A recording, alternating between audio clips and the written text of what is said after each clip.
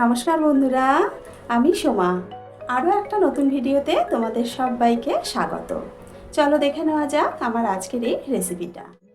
আজ তোমাদের সাথে একটা দারুণ মজাদার জলখাবারের রেসিপি শেয়ার করব।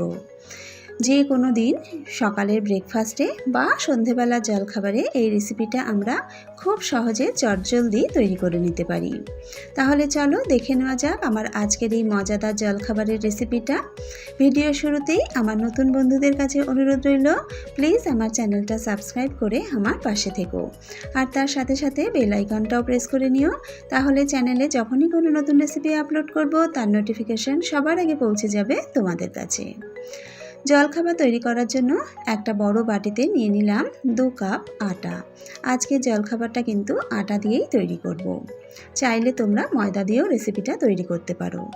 আটার মধ্যে দিয়ে দিলাম স্বাদ মতো নুন। এবার এতে দিয়ে দিলাম 2 টেবিল চামচ সাদা তেল।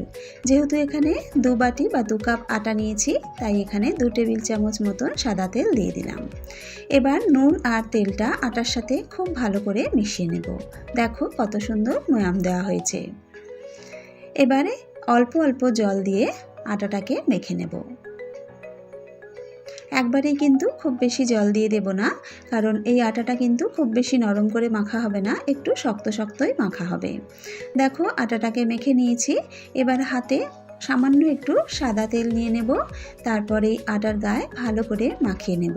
এতে আটার ওপরের দিকটা আর শক্ত হবে না। এবার চাপা দিয়ে 10-15 মিনিট রেখে দেব। অন্যদিকে একটা গ্রাইন্ডার জারের মধ্যে নিয়ে নিলাম 1 ইঞ্চি আদা। আদাটাকে ছোটো ছোটো টুকরো করে কেটে নিয়েছি, আর 2টো কাঁচা লঙ্কা ভেঙে দিয়ে দিলাম। এবার এতে দিয়ে দেব 1 চা চামচ মৌরি। এবার জল ছাড়া এটাকে গ্রাইন্ড করে নেব।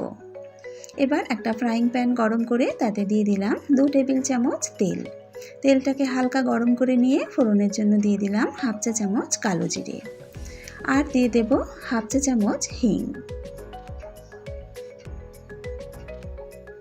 কালো জিরে আর হিংটাকে নাড়াচাড়া করে একটু ভেজে নেব। এবারে আদা, কাঁচা লঙ্কা আর মৌরির যে পেস্টটা তৈরি করে রেখেছিলাম সেই পেস্টটা দিয়ে দিলাম। ভালো করে ভেজে নেব। মশলাটা দেখো বেশ সুন্দর ভাজা হয়ে গেছে। মশলাটা কিন্তু বেশ লালচে লালচে হয়ে এসেছে। এবার এতে অল্প একটু জল দিয়ে দিলাম।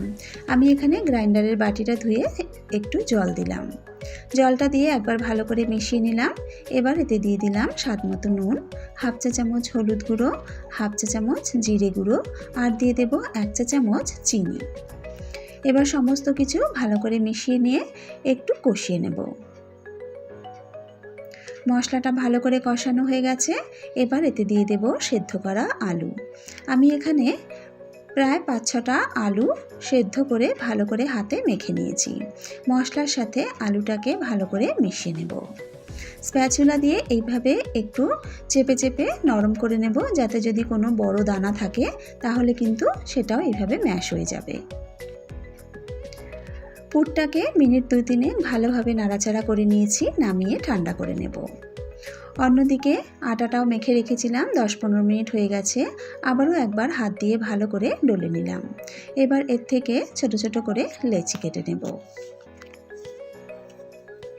আমরা সাধারণত লুচির জন্য যেরকম লেচি কাটি তার থেকে একটু বড় সাইজ করে লেচিগুলোকে কেটে নিতে হবে। সমস্ত লেচিগুলো কেটে নিয়েছি। একটা লেচি নিয়ে নিলাম, বাকি লেচিগুলোকে চাপা দিয়ে রেখে দিলাম। এবার যেখানে বেলবো সেই বেলনিটার ওপরে সামান্য একটু তেল মাখিয়ে নিয়েছি। এবার একটা ছোট্ট লুচির মতন বেলে নেব। একটু তেল মাখিয়ে নিলে কিন্তু লুচিগুলো খুব সুন্দরভাবে বেলা হয়ে যাবে। দেখো একটা ছোট্ট লুচির মতো বেলে নিয়েছি। এবার পুরটা রেখেছিলাম, পুরটাও ঠান্ডা হয়ে গেছে। সেখান থেকে কিছুটা পুর এই লুচির মধ্যে দিয়ে দিলাম। খুব বেশি পরিমাণে পুর দিলে কিন্তু বেলার সময় ফেটে বেরিয়ে যাবে। আবার যদি অল্প পরিমাণে পুর হয় তাহলে কিন্তু খেতে ভালো লাগবে না। তাই মোটামুটি যেরকম প্রয়োজন সেই রকম পুর দিয়ে সাইড থেকে এইভাবে ভালো করে মুখটাকে আটকে বন্ধ করে নিলাম। এবার হাত দিয়ে একটু প্রেস করে নিয়ে লেচিটাকে বেলে নেব। আরও একটা প্রসেসে তোমাদের পুর ভরে দেখাচ্ছি। একটা লেচি নিয়ে নিয়েছি, লেচিটাকে একটু গোল করে নিয়ে এইভাবে বুড়ো আঙুল দিয়ে চাপ দিয়ে দিয়ে একটা বাটির মতন তৈরি করে নেব। মাঝখানটা চাপ দেব না, মাঝখানটা যেন পাতলা না হয়, তাহলে কিন্তু পুর বেরিয়ে যাবে। চারদিকটা চাপ দিয়ে পাতলা করে একটা বাটি তৈরি করে নিয়েছি। এবার এর মধ্যে 1 চামচ মতন পুর ভরে নিলাম। তারপর হাত দিয়ে এইভাবে চাপা দিয়ে আগে পুরো মুখটাকে ভালো করে আটকে নিলাম। তারপর দুদিক থেকে টেনে এনে এইভাবে মুখটাকে খুব ভালো করে সিল করে দিতে হবে। এবারে ভালো করে হাতে একটু গোল করে নেব। তারপর হাতের আঙুল দিয়ে একটু প্রেস করে নেব, যাতে পুরটা সমানভাবে চারিদিকে ছড়িয়ে যায়। এইভাবে করে নিলে কিন্তু আর লুচিগুলো বেলার সময় বা কচুরিগুলো বেলার সময় পুর বেরিয়ে যাবে না। এবার সামান্য একটু তেল মাখিয়ে নিয়ে সুন্দর করে হালকা হাতে বেলে নেব। দেখো খুব সুন্দর করে কিন্তু বেলা হয়ে গেছে, একটুও পুর বাইরে বেরোয়নি। এইভাবে আমি সমস্ত কচুরিগুলো বা সমস্ত পুরিগুলো বেলে তৈরি করে নেব। এবার এই পুরিগুলো ভাজার জন্য কড়াতে তেল গরম বসিয়ে দিয়েছি। তেল বেশ গরম হয়ে গেছে, একটা পুরি দিয়ে দিলাম। স্প্যাচুলা দিয়ে গরম তেল এইভাবে ওপর দিকে দিতে থাকবো। ওপর দিকে গরম তেল দেওয়ার সাথে সাথেই দেখবে আস্তে আস্তে ওপরটা ফুলতে শুরু করেছে। দেখতেই পাচ্ছ ওপরটা কত সুন্দর ফুলে উঠলো। এবার উল্টে দেব। এইভাবে ওলট পালট করে দু পিঠটা বেশ সুন্দর লাল হয়ে আসা পর্যন্ত ভেজে নেব। দেখো দুদিকেই কিন্তু বেশ সুন্দর লালচে কালার চলে এসেছে। এবার তুলে নেব। আরও একটা পুরি তোমাদের ভেজে দেখাচ্ছি। এইভাবে ওপরে গরম তেল দেওয়ার সাথে সাথেই কিন্তু দেখবে আস্তে আস্তে পুরিগুলো ফুলে উঠছে। দেখতেই পাচ্ছ কত সুন্দরভাবে পুরিগুলো ফুলে উঠছে। আর ভাজাটা কিন্তু অবশ্যই মিডিয়াম আঁচে করতে হবে, তা না হলে কিন্তু খুব তাড়াতাড়ি দুটো পাশ লাল হয়ে যাবে, ভেতরটা কাঁচা থেকে যাবে। প্রত্যেকটা পুরি কিন্তু এইভাবেই সুন্দরভাবে ফুলে উঠবে। আরও একটা পুরি ভাজা হয়ে গেল। এইভাবে আমি সমস্ত পুরিগুলোকে ভেজে নেব।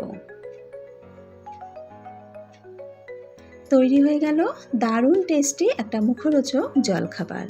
যে কোনো দিন সকালে ব্রেকফাস্টে বা সন্ধেবেলার জলখাবার হিসাবে এই রেসিপিটা কিন্তু আমরা খুব সহজেই বাড়িতে বানিয়ে নিতে পারি।